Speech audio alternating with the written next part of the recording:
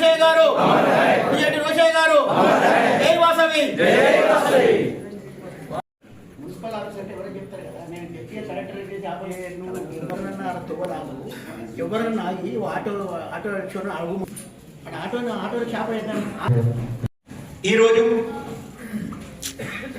గొప్ప దినము. ప్రజానాయకుడు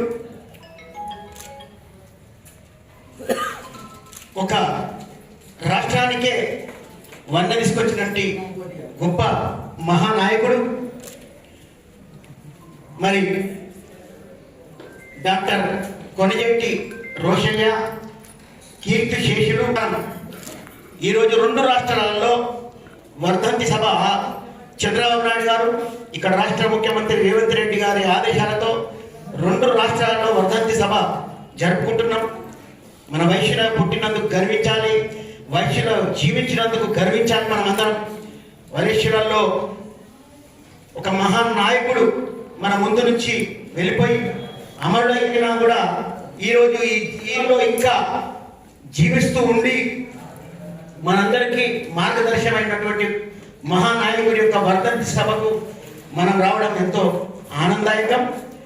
మరి ఈ కార్యక్రమాన్ని నిర్వహిస్తున్న జిల్లా స్పోర్ట్స్ అథారిటీ, యువజన క్రీడా శాఖ సంబంధించిన అధికారులైనటువంటి ప్రముఖులందరూ వేదికపై కూర్చున్నారు. వాళ్ళందరికీ కూడా పేరు పేరున హృదయపూర్వక నమస్కారాలు తెలియపరుస్తూ, ఈ భారతదేశం తీసుకొచ్చిన వాళ్ళు ఎవరు? మహాత్మా గాంధీ. వైశ్యుడై పుట్టినందుకు గర్వించాలి మనందరం. ఉమ్మడి రాష్ట్రం తీసుకొచ్చిన వాళ్ళు ఎవరు? వైశ్యుడై పుట్టినందుకు గర్వించాలి. అవునా కాదా? ఇంకో గొప్ప విషయం చెప్తున్నాం, మీరు అందరు ఇన్న విషయం చెప్తున్నాం. ఇలా తెలంగాణలో ఉన్నాంగా మనం అందరం. తెలంగాణ ఇప్పించింది కూడా రాష్ట్ర ముఖ్యమంత్రి రోషయ్యనే. మీకు అందరు టీవీలో చూస్తుండో చూడాలి. కమిషనర్ గారు, అప్పటి ముఖ్యమంత్రి కేసీఆర్ బెడ్ మీద ఉన్నాడు.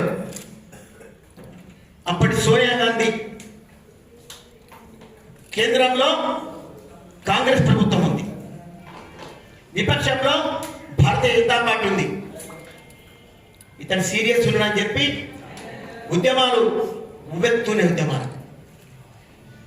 సోనియా గాంధీ అడిగింది, రోషయ్య గారు అడిగింది, అమ్మా తెలంగాణ ఇస్తేనే ఇక్కడ మరణాలు ఆగిపోతాయి, ఎంతో మంది జీవులు పరిశ్రమ, తెలంగాణ ఇవ్వమని చెప్పి సిగ్నల్ ఇచ్చిందే రాష్ట్ర ముఖ్యమంత్రి రోషయ్య గారు.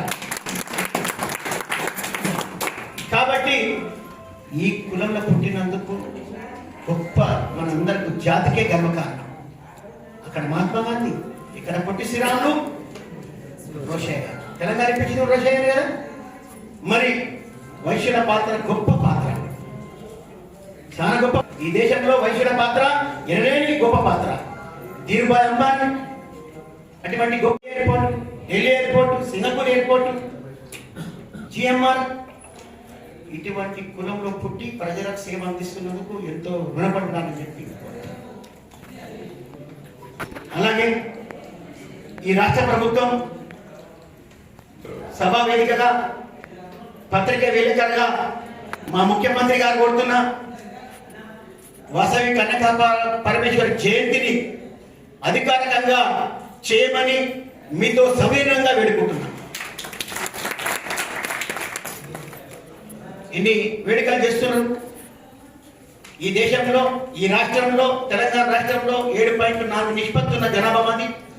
కాబట్టి మరి తెలంగాణ ముఖ్యమంత్రి రోషయ్య గారు ఇప్పించినా, కానీ ఈ కాంగ్రెస్ ప్రభుత్వం వచ్చినాక, రేవంత్ రెడ్డి గారి ప్రభుత్వం వచ్చినాక 2వ వర్ధంతి సభను కాంగ్రెస్ ప్రభుత్వం ఇచ్చింది.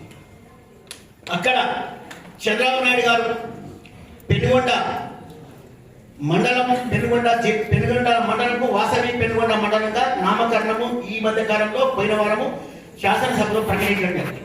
వారికి కూడా సభాముఖంగా ధన్యవాదాలు.